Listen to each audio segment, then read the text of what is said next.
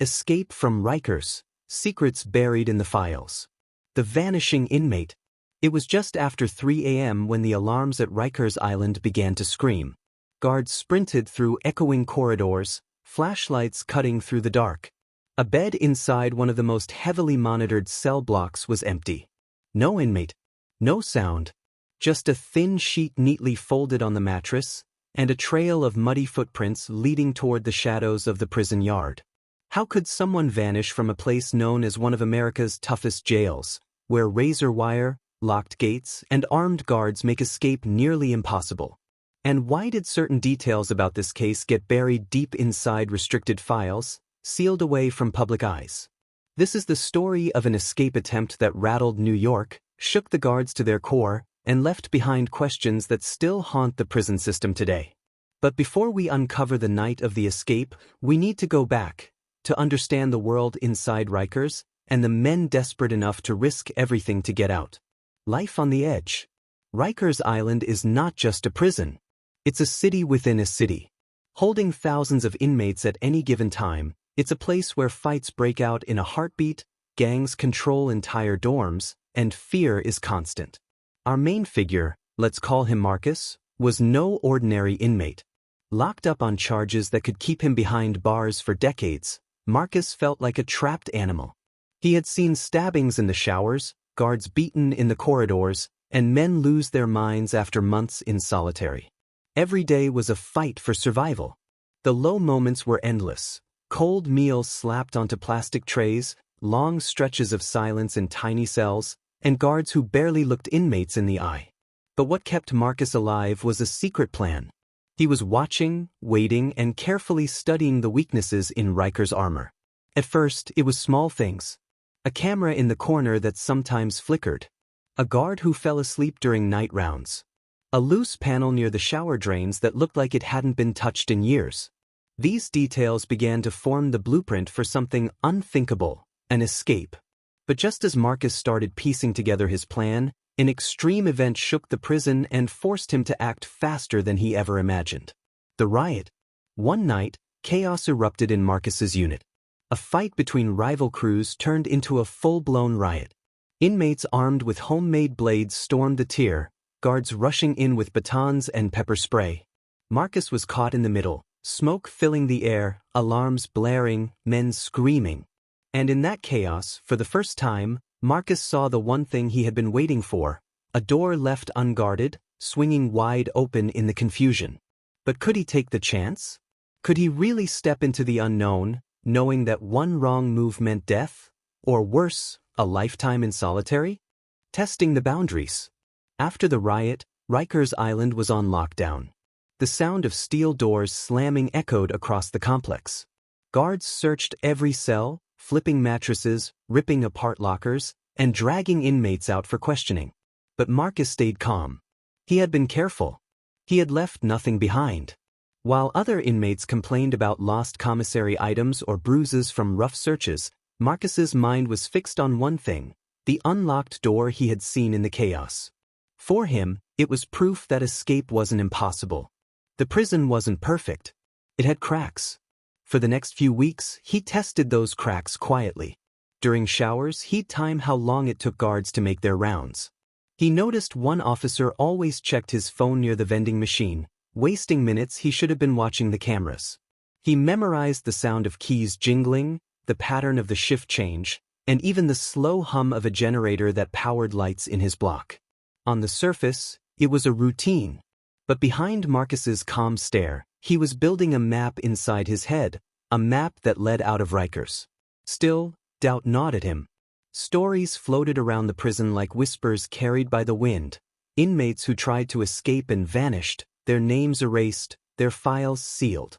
No one ever really knew what happened to them. Were they caught? Transferred? Or buried in a deeper, darker part of the system? Those secrets in the files became Marcus's obsession. And just when his confidence began to rise, something happened that nearly destroyed his entire plan. The surprise shakedown. It was a cold night when the guards burst into Marcus's dorm. Boots thudded against the floor as they shouted orders, dragging men out of their bunks. This wasn't a routine search. This was a targeted shakedown. Marcus's heart pounded. He had notes, small scraps of paper with guard schedules, times, and codes he had overheard. If the officers found them, he'd be finished.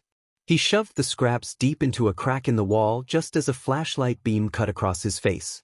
"Stand up. Hands on the wall," a guard barked. Marcus obeyed, sweat dripping down his back as gloved hands searched his cell inch by inch. Every second felt like an eternity. The guard's fingers stopped near the crack in the wall. He tapped it twice, then moved on. Marcus held his breath, certain the next touch would expose him. But somehow he survived. The scraps stayed hidden. The guards left with nothing but curses and angry threats. That night, Marcus lay awake staring at the ceiling, knowing two things for certain. 1. His plan was more dangerous than he ever imagined. And 2. If he didn't move soon, he'd never get another chance. The first move. The prison returned to its usual rhythm after the shakedown, loud voices in the mess hall, the clanging of doors, the constant tension of men ready to explode at any second. To most inmates, it was just another day inside Rikers. But to Marcus, every moment was part of the countdown. He began to act bolder. During meal lines, he casually studied the locks on the gates that separated each section. At yard time, instead of joining card games or weightlifting sessions, he stood near the fence, eyes scanning guard towers and the shadows between floodlights. One small discovery gave him hope. A section of the yard's chain-link fence had been patched after years of wear, but the repair was sloppy. The links were thinner, and the bottom wasn't anchored as tightly to the ground. Marcus brushed his hand over it when no one was looking, just enough to feel that it could be bent, maybe even pulled loose. He knew he couldn't do it alone. Quietly, he approached two men he trusted, both with tattoos crawling up their arms, both with long enough sentences that they had little to lose. One was called Spider, known for his wiry frame and nerves of steel. The other was Big Mike, a former street enforcer whose fists were as heavy as bricks. "This place ain't built like they think," Marcus whispered one night in the day room. "I've seen a way out. But I can't do it without you." Spider leaned in, his eyes cold but curious. "You talking escape?" Marcus nodded. Big Mike chuckled, shaking his head. "People try. People fail. They end up buried in solitary till they go insane." But Marcus didn't blink. This time, it's different. His calm conviction was enough. Slowly, reluctantly, the men agreed. Over the following weeks, the trio moved like shadows. They communicated in code, passing folded paper with chess moves that secretly marked guard patterns. They tested boundaries, lingering near fences longer than normal, asking innocent questions that revealed bits of information, even bribing a kitchen worker for an extra glance at the service tunnels. It was a dangerous game. One wrong look, one wrong move, and they'd be shipped straight to the box. 23 hours of solitary confinement where their plan would wither and die. Then, just when Marcus thought the pieces were falling into place, something unexpected shook everything to the core. The betrayal. It was late during a head count when Marcus noticed something strange. A guard's eyes lingered on him longer than usual. The officer smirked before walking away. The next day, Spider pulled Marcus aside, his voice low. "Someone talked. I don't know who, but the guards know something's up. They're watching us." Marcus's blood ran cold. They had been so careful, so quiet. But inside Rikers, secrets were currency, and betrayal was everywhere. That night, the sound of footsteps echoed outside Marcus's cell. Guards whispered, keys rattled, and a voice muttered his name. Was this the end of the plan? Had someone buried his escape in the files before it even began? Or was it just the beginning of something even more dangerous? Secrets in the air. The whispers didn't stop. Word spread across the tier that Marcus and his crew were up to something. Nobody ever said it out loud, but in Rikers, silence was louder than words.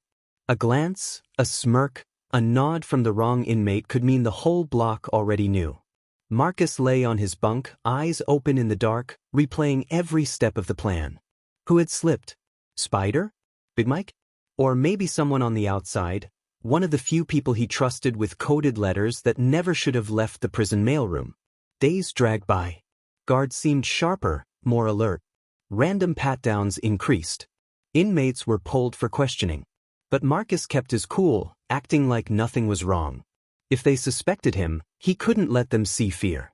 To keep suspicion low, he went back to normal routines. Playing cards. Eating bland trays of beans and rice. Talking about nothing. But inside, his mind was racing. He needed to know how much the officers had uncovered. Then, during a shift change, Marcus spotted it. A folder tucked under a guard's arm. A thick, brown case file stamped with red ink. Confidential. He only saw it for a split second, but he caught enough. His name printed on the front. Marcus froze. He realized what had happened. His every move, his every test, had been written down, catalogued, and buried in official records. Rikers had turned his escape into a secret investigation. His future now lived inside those files, files that would never see the light of day unless someone forced them open. For a moment, Marcus thought it was over. He thought the plan had died. But then, something changed. Late one night, Spider returned from kitchen duty with wide eyes. "I heard something," he whispered. "The old service tunnel. It's still there. They blocked most of it off years ago, but not all of it." Marcus stared at him. "You're sure?" Spider nodded. "I saw the map. It connects to the maintenance wing. If we get there, we're out." A tunnel. Hidden beneath Rikers. A path buried in dust, almost forgotten. Marcus's heart pounded. The files might hold his name, but they didn't hold the tunnel. This was the chance he had been waiting for. And just as hope lit a spark inside him, chaos came crashing back. That very night, an alarm rang through the cell block. Sirens blared. Guards stormed the dorm. Someone had been stabbed in the showers, blood spilling across the tiles. Inmates screamed as officers dragged men away. The chaos had returned, and with it the perfect cover for the first real move. Into the shadows. The stabbing in the showers had turned Rikers upside down. Guards locked down entire units, dragging men out, cuffing them against walls, barking orders. Alarms echoed through concrete halls, and floodlights swept across the yard like search beams in a war zone.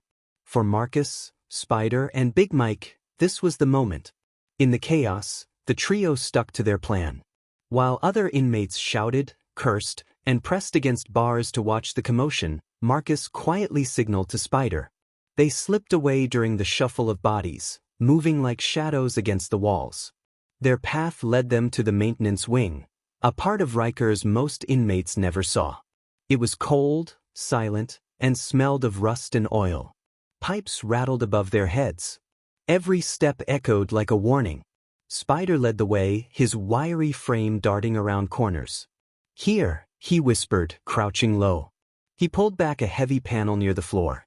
Behind it, hidden by years of dust and neglect, was the opening to a service tunnel. Marcus crouched and ran his hand over the edge. The metal was corroded, the bolts loose.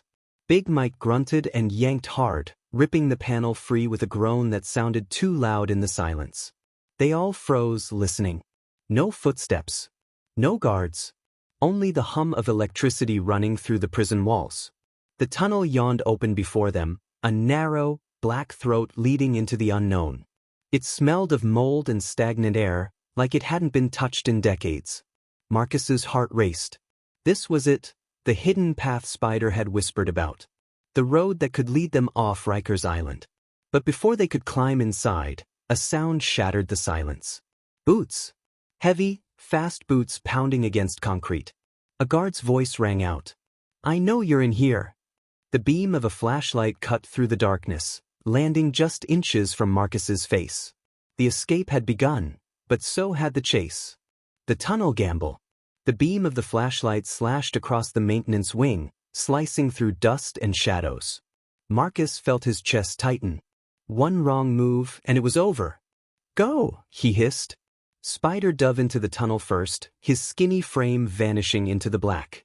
Big Mike followed, grunting as his broad shoulders scraped against the narrow opening. Marcus went last, pulling the panel halfway closed behind him. The smell of damp concrete and rust swallowed them whole. Inside, the tunnel was suffocating. The walls were slick with condensation, the air stale and heavy. Water dripped from pipes overhead, echoing like slow, steady heartbeats.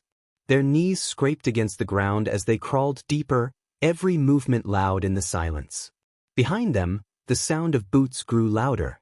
Guards were in the maintenance wing now, their voices sharp and urgent. "Search everything. Don't leave a corner unchecked." Marcus whispered sharply, "Faster." The three of them crawled until their arms burned. At times, the tunnel was so tight that Big Mike had to twist his body sideways just to squeeze through. Rats darted ahead, their eyes glowing faintly in the dark. Finally, Spider stopped. He held up a shaky hand. "Look." A faint glimmer of light spilled through a rusted grate above them. It wasn't much, but it meant one thing, an opening. Freedom could be close. But as Marcus pressed his ear against the grate, he froze. Above them came the distinct rattle of keys, the shuffle of boots. Guards were right on the other side. They weren't free yet. They were trapped underground, just inches below the people hunting them. And then, disaster struck. Big Mike's foot slammed against a loose pipe in the tunnel, sending a sharp metallic clang echoing through the walls. The sound rang out like a gunshot. Above, voices shouted. Flashlights swung toward the grate. "Down here," a guard yelled. Marcus's heart dropped. Their secret path wasn't secret anymore. The tunnel had turned from escape route into a trap. Cornered underground. The clang of the pipe still echoed in Marcus's ears as beams of light flickered through the rusted grate above. Shadows of guards danced on the ceiling, their voices sharp and urgent. "They're down there. Block both ends." Marcus's stomach sank. If they sealed the tunnel, it was over. No second chances. No way out. Spider's breathing turned ragged in the dark. "We're finished, man. They got us." "Shut up," Marcus whispered, his tone hard. Panic would get them killed faster than any guard. He pressed his hands against the grate above, testing its strength. Rust crumbled under his fingers. It was old. "Help me," he ordered. Big Mike shoved his broad shoulders under the grate. With a growl, he pushed upward. Metal screeched, bolts snapping one by one. Dust rained down. The noise was deafening. Above them, flashlights jerked toward the sound. A guard's shout pierced the air. "They're breaking through." "Faster," Marcus hissed. With one final heave, the grate popped loose and clattered to the floor above. Cold night air rushed into the tunnel, sharp and clean compared to the stale stink they had been breathing. Marcus scrambled up first, dragging himself into the open. He found himself in a dimly lit storage bay, lined with boxes and rusting equipment. He quickly pulled Spider through, then Big Mike, whose massive frame barely fit the opening. The three men staggered to their feet, gasping, filthy, covered in grime. But they had no time to rest. The sound of boots thundered closer. Guards were pouring into the bay from the far end, flashlights bobbing like angry stars. For a split second, Marcus froze. There was nowhere to hide. The tunnel behind them was no longer an option. Then he saw it, an old metal door at the back of the storage bay, half hanging off its hinges. Faint moonlight gleamed through the cracks. Freedom could be just steps away. "Run!" Marcus shouted. They sprinted for the door as guards roared behind them, radios crackling, keys jangling. And just as Marcus's hand reached for the handle, a gunshot split the night. The door frame exploded in a shower of splinters. A door to nowhere. The crack of the gunshot echoed through the storage bay, bouncing off concrete walls. Marcus froze, his fingers just inches from the door handle. Splinters stung his skin. Behind him, Spider let out a strangled curse, and Big Mike growled low, ready to charge if he had to. The guards' voices grew louder. "Don't let them through. Block that door." Marcus's instinct screamed, "Move now, or it's over." He shoved the handle down and yanked the heavy door open. A rush of cold air swept in, carrying with it the faint smell of salt water. For one heart-stopping moment, hope surged through his chest. But the reality hit harder than any bullet. The door didn't lead to open ground. It opened onto a narrow steel catwalk clinging to the side of the prison's outer wall. Below stretched black water, churning with waves. The East River. The current looked vicious, swallowing anything that touched it. Spider's voice cracked. "We can't make that jump, it's suicide." Big Mike stared down at the river, then back at the guards closing in. His jaw clenched. Better to die free than rot in a cage. Flashlights flared behind them. Boots thundered across the storage bay.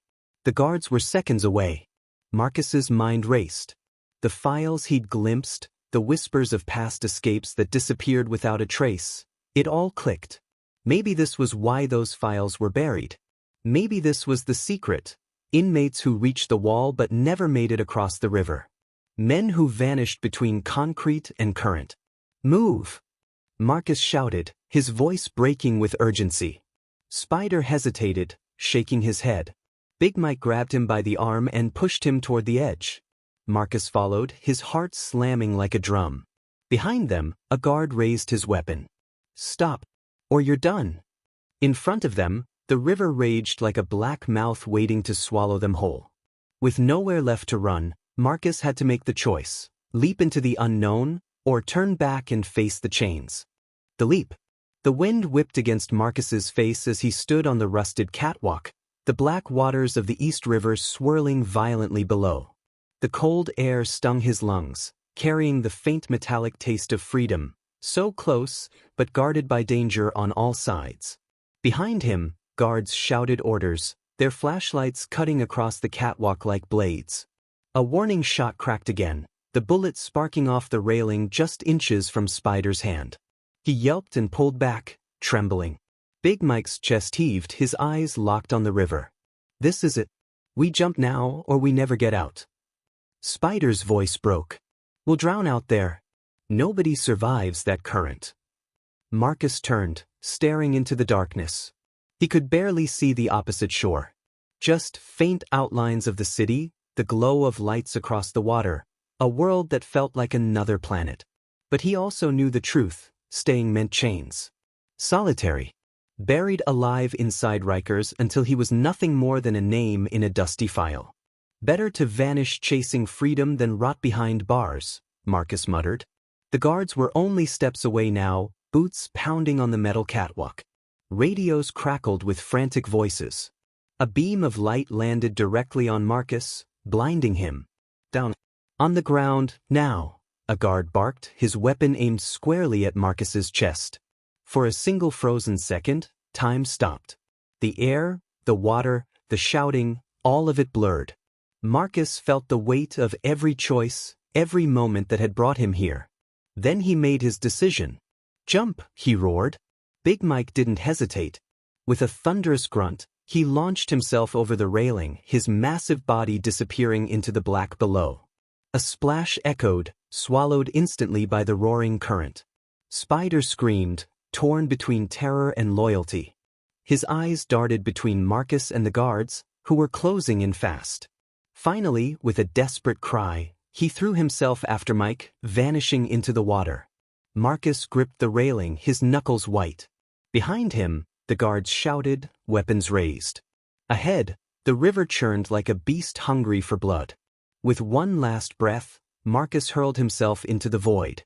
The icy water hit him like concrete, knocking the air from his lungs.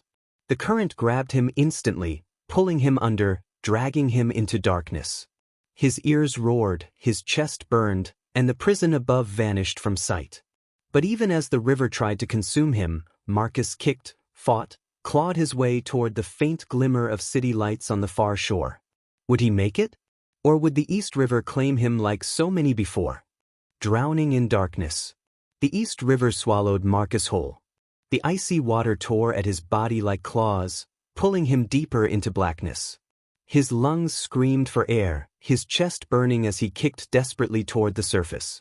When his head finally broke through, he gasped, choking on the bitter river water. The current carried him like a rag doll, spinning him away from the catwalk. Above, he could still hear the guards shouting, their flashlights sweeping the river. Bullets cracked against the water, each one sparking a violent splash inches from his head. "Spider!" Marcus coughed, his voice shredded by the cold. He twisted in the waves, searching. For a moment, he saw Big Mike's massive frame thrashing against the current, his arms pounding the water like oars. Farther away, Spider flailed wildly, his thin body tossed about like driftwood. The current separated them within seconds. Marcus kicked harder, his eyes fixed on the faint lights of the far shore. But the river was merciless.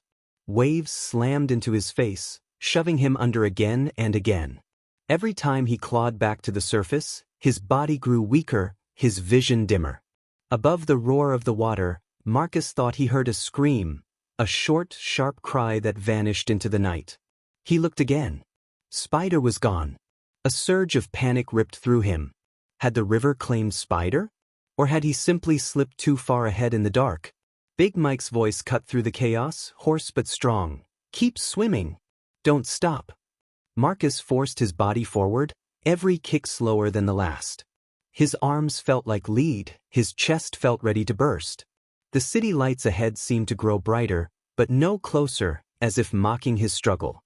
And then, something brushed his leg. Cold, rough, heavy. He froze, thrashing wildly. His foot had snagged on something beneath the water. A sunken beam? A tangle of steel? His heart slammed against his ribs as he realized the current was pressing him down, locking him in place. The surface was just inches above his face, but no matter how hard he kicked, the grip held tight. The East River wasn't just pulling him, it was holding him prisoner. Marcus opened his mouth to scream, and the river rushed in. Was this the end? Another name lost in the files? The river's grip. The East River clung to Marcus like a predator. His leg was trapped, snagged on something sharp and unyielding beneath the surface. Panic flooded him as icy water poured into his lungs. He kicked, twisted, clawed, but the river's grip only tightened. Memories flashed through his mind in those suffocating seconds. The endless days in his cell, the folded sheet on the bed, the whispers about files that buried escapees' names. Was this how they disappeared? Not in some secret transfer, not hidden away in solitary, but right here, swallowed whole by the black water outside Rikers' walls? Marcus's vision blurred. His chest burned like fire. The city lights above shimmered and bent as if mocking him. He felt the weight of the water pressing him down, ready to erase him. Then, through the haze, he felt something slam into him, Big Mike. Mike's massive hand gripped Marcus's arm, his face contorted with effort as he dove beneath the surface. The current battered them both, but Mike braced his other arm against the submerged beam holding Marcus's leg. With a roar that was more bubbles than sound, he yanked hard. Metal scraped flesh. Marcus's leg tore free. Pain shot up his body, but the relief was stronger. He kicked upward with every ounce of strength left. His head broke through the surface, and he gasped, coughing and choking as air rushed back into his lungs. The guards' lights still flickered faintly on the distant catwalk, but they were far now, their shouts drowned out by the roar of the river. The prison was behind them. But the danger wasn't over. Spider was still missing. The river had swallowed him without a trace. And ahead, the far shore loomed closer, its rocky edge glistening with faint city lights. But Marcus knew if they didn't reach it soon, exhaustion would drag them under for good. With Mike pushing beside him, Marcus pressed forward, each stroke heavy and desperate. The current tugged at them, trying to pull them farther downstream. And then, through blurred eyes, Marcus saw movement on the shore. A dark silhouette. Not one. Several. Figures standing on the rocks, watching. Were they civilians? Police? Or something else? Waiting like shadows in the night? Marcus's heart pounded as the truth struck him. Escaping Rikers was only half the battle. What waited on the other side might be just as deadly. Secrets on the shore. The jagged shoreline rose ahead, slick with rocks and seaweed, glistening under the pale glow of distant city lights. Marcus's arms burned, every stroke slower, heavier. Big Mike swam beside him, grunting with each gasp of breath, forcing his giant frame through the current. Behind them, Rikers shrank into the night, a fortress of concrete and wire, its floodlights still sweeping the river like accusing eyes. But on the shore, the shadows were waiting.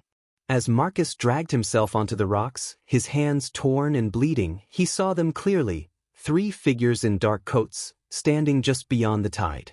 No uniforms. No flashlights. Just silent shapes, watching. Mike collapsed beside him, coughing up river water. "We made it," he groaned, his voice weak. But Marcus wasn't so sure. The figures didn't move, didn't speak. They simply turned, one by one, and vanished into the darkness of the city. Spider was gone, swallowed by the river. Mike was half-conscious. And Marcus, trembling and soaked, realized the hardest question of all. Had they truly escaped, or had they just stepped into a bigger prison? Because days later, when the official reports were filed, something strange happened. The guards swore they saw men leap from the catwalk into the river, but the files recorded no successful escape. No names. No follow-ups. Spider's disappearance? Unmentioned. Big Mike and Marcus? Classified. The papers simply read, "Attempted escape. Case closed." The truth was buried, locked away in confidential folders deep inside Rikers' records. And the city moved on. The unwritten ending. So what really happened on that shore? Did Marcus and Big Mike disappear into the city, ghosts who slipped past the walls of Rikers? Or were they caught, silenced, and buried in files never meant to be seen? The truth lies hidden in paperwork stamped confidential, in whispers passed between guards, and in the river itself, still flowing, still swallowing secrets. One thing is certain, Marcus was right. Rikers Island isn't perfect. It has cracks. And every crack holds a story, stories of men desperate enough to risk everything for one taste of freedom. Stories that vanish into the night, leaving behind only questions. And perhaps the greatest secret buried in the files is this. At Rikers, no one ever truly escapes. Some men break free from bars, but no one escapes the weight of the files. Rikers keeps its secrets, not in chains, but in silence.